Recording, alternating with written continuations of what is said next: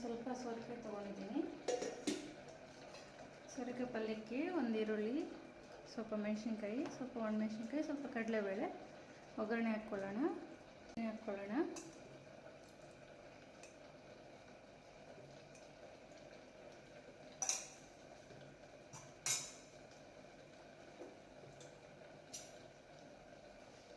ಈಗ ಸ್ವಲ್ಪ ಸಾಸಿವೆ, ಒಂದು 1/4 ಟೇಬಲ್ ಸ್ಪೂನ್ ಸಾಸಿವೆ, ಸ್ವಲ್ಪ ಜೀರಿಗೆ,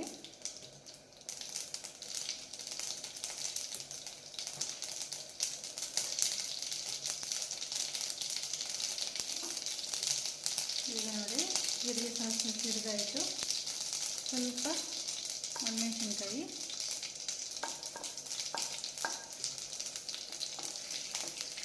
ಜೊತೆಗೆ ಈರುಳ್ಳಿ,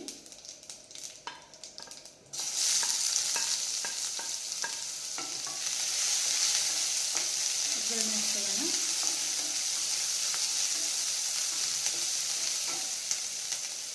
ಜೊತೆಗೆ ಸ್ವಲ್ಪ ಕಡಲೆಬೇಳೆ ನೆನೆಸಿಟ್ಕೊಂಡಿದ್ದೆ, ಕಡಲೆಬೇಳೆ ಹಾಕ್ಕೊಂಡ್ರೆ ನೆನೆಸಿಟ್ಟು ಚೆನ್ನಾಗಿರುತ್ತೆ ಟೇಸ್ಟಿಯಾಗಿ. ಜೊತೆಗೆ ಮೆಣಸಿನ್ಕಾಯಿ ಹಾಕ್ಕೊಳ್ಳೋಣ. ಈಗ ಒಂದು 2ರಿಂದ 3 ನಿಮಿಷ ಫ್ರೈ ಮಾಡ್ಕೊಳ್ಳೋಣ. ಈಗ ಈರುಳ್ಳಿ ಇದೆಲ್ಲ ಸ್ವಲ್ಪ ಒಗ್ಗರಣೆ ಆಗಿದೆ, ಅದಕ್ಕೆ ಸೋರೆಕಾಯಿ ಸೇರಿಸ್ಕೊಳ್ಳೋಣ.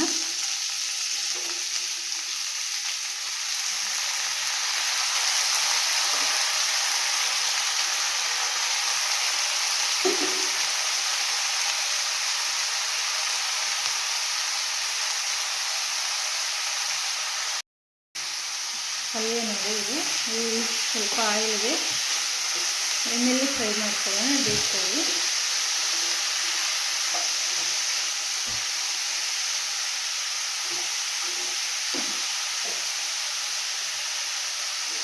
ಸ್ವಲ್ಪ ಸಾಲ್ಟ್ ಹಾಕಿದರೆ ಬೇಗ ಬೆಂದ್ಕೊಳ್ಳುತ್ತೆ. ಈಗ ಒಂದು 5 ಮಿನಿಟ್ಸ್ ಲಿಡ್ ಹಾಕಿ ಬೇಯಿಸ್ಕೊಳ್ಳೋಣ. ಅದೀಗ ಬೆಂದಿದೆ ನೋಡಿ, ಎಷ್ಟು ಬೇಗ ಬೆಂದ್ಕೊಂಡ್ಬಿಟ್ಟಿದೆ. ಒಂದು 5 ನಿಮಿಷದ ಒಳಗಡೆ ಸೋರೆಕಾಯಿ ಪಲ್ಯ ಆಗಿಬಿಡುತ್ತೆ. ಬ್ಯಾಚುಲರ್ಗಳಿಗಂತೂ ಒಳ್ಳೆ ಚಪಾತಿ ತರಿಸ್ಕೊಂಡ್ಬಿಟ್ಟು ಪಲ್ಯ ಮಾಡ್ಕೊಂಡು ಸೋರೆಕಾಯಿ ಇಟ್ಟು ಅಂತ ಪಲ್ಯ ಮಾಡ್ಕೋಬೋದು. ಲಾಸ್ಟಿಗೆ ಸ್ವಲ್ಪ ಹಿಂಗು ಹಾಕ್ತೀನಿ, ಹಿಂಗು ಮರ್ತಿದ್ದೆ.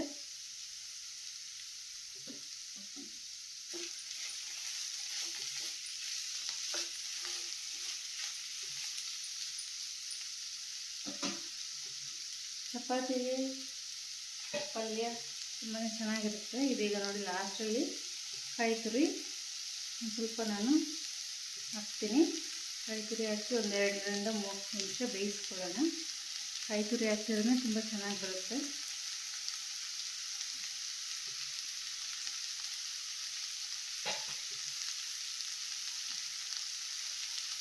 ರುಚಿಗೆ ತಕ್ಕಷ್ಟು ಉಪ್ಪು, ಸ್ವಲ್ಪ ಆವಾಗೆ ಹಾಕಿದ್ದೀನಿ. ಈಗ ಒಂದು ಸ್ವಲ್ಪ ಸೇರಿಸ್ಕೊಳ್ಳೋಣ. ಫೈನಲಾಗಿ ಕೊತ್ತಂಬರಿ ಸೊಪ್ಪು ಹಾಕಿ ಒಂದು 2 ನಿಮಿಷ ಬೇಯಿಸ್ಬಿಡೋಣ.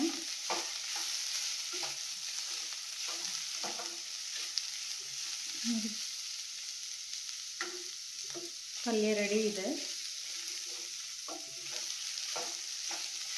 ಸಿಂಪಲ್ಲಾಗಿ ಯಾವುದೇ ರೀತಿಯಾದ ಮಸಾಲೆಗಳಿಲ್ಲ ಗ್ಯಾಸ್ಟ್ರಿಕ್ ಹಾಕೋದಕ್ಕೆ.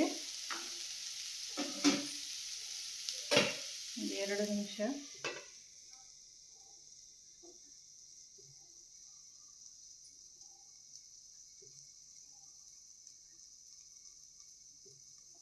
ಹೀಗಾಗಿದೆ ನೋಡಿ.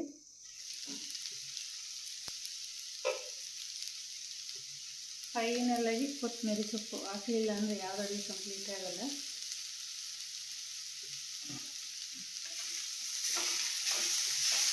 ಮಿಕ್ಸ್ ಮಾಡಿ ಆಫ್ ಮಾಡಿ ಸರ್ವ್ ಮಾಡ್ಕೊಂಡು ಚಪಾತಿ ಜೊತೆಗೆ ಬ್ಯಾಟಿಂಗ್ ಮಾಡೋದು.